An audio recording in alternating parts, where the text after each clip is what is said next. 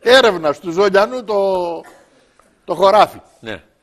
Κλιμάκιο, λέει, της δίωξης ναρκωτικών έφτασε στα Ζωνιανά και ο επικεφαλής αξιωματικός λέει σε ένα ιδιοκτήτη ενός χωραφιού. Πρέπει να κάνω, λέει, έρευνα στο κτήμα σας για παράνομα δενδρίλια χασίς. Εντάξει, του λέει ο Ζωνιανός, αλλά σε τσιώνε το χωράφι το περιφραγμένο μην πεις. Κατευθείαν τρελάθηκε αυτός, νευριασμένος, εκνευρισμένος, βγάνει ένα σήμα από την τσέπη του, του λέει, θα ορίστε το είναι το σήμα.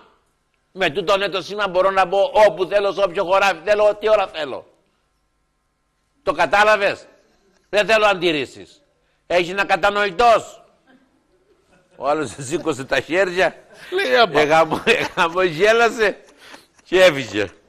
Μετά, λέει, από λίγο ακούστηκαν κραυγές, φωνές δυνατές τέλος πάντων, και βλέπει ο Ζωνιανός τον αξιωματικό να τρέχει με όλη του τη δύναμη, να ξεφύγει, και εξω πίσω του, λέει, ένα τεράστιο ταύρο να τον εκκυνηγά.